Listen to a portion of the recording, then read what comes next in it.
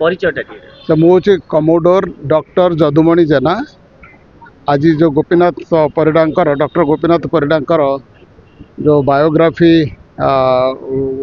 लोकार्पण कराऊँगी मु तांकर मझिया ज्वाई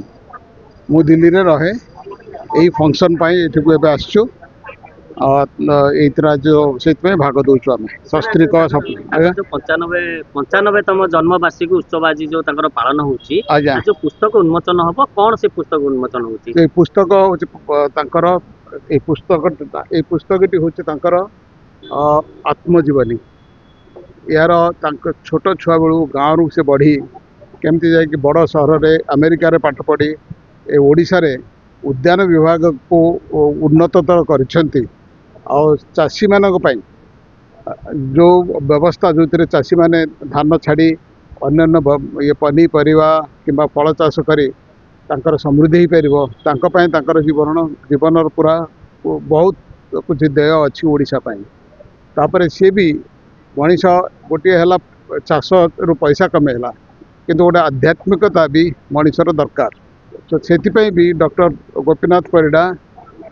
ठाकुर श्री श्री ठाकुर अनुकूल चंद्रंकर जो दीक्षा जो बाणी ताकू पूरा ओडिशा रे से प्रसार करछंती और सेटा को पूरा संगठन हिसाब से काम कर पुस्तक मिल पारे जो प्रकाशक अच्छी anchor doctor Gopinath Parida foundation तो से पाइपर और से ये जो बही रे ये जो सेकंड पेज रे ये सब डिटेल अच्छी हाँ इधर ये आप से टेलीफोन रे कांटेक्ट करके बही मिल पार ये बही पूरा ये तांकर जीवन कहानी केमिति स्ट्रगल करके जड़े लोक गाँव में बापा जो छोट बेले 2 वर्ष थे से चलीगले कि से एत ऊपर को आसी पार्टी ये गोटे उदाहरण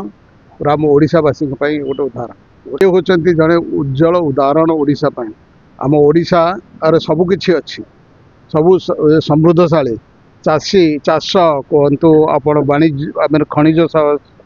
संपत्ति कहतु बहुत किसी अच्छी किंतु कौटा आमर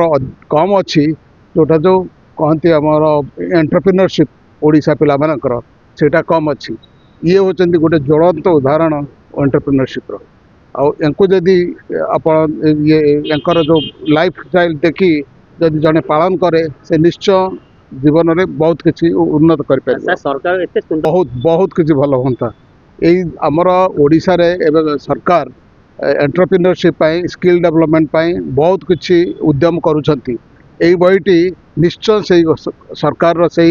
उद्यम रे बहुत बहुत साहाय्य करिवो तेणुक मु तो सरकार को कहबी मु दिल्ली रे रहे मु एंटरप्रेन्योरशिप डेवलपमेंट सब आईआईटी इंडिया सब आईआईटी संग मिसिक करिछि ए बहीटी मु देखिछि जे ये बहीटी निश्चय आमर ओडिया पिला माननकु बहुत उत्साहित करिवो एंटरप्रेन्योरशिप।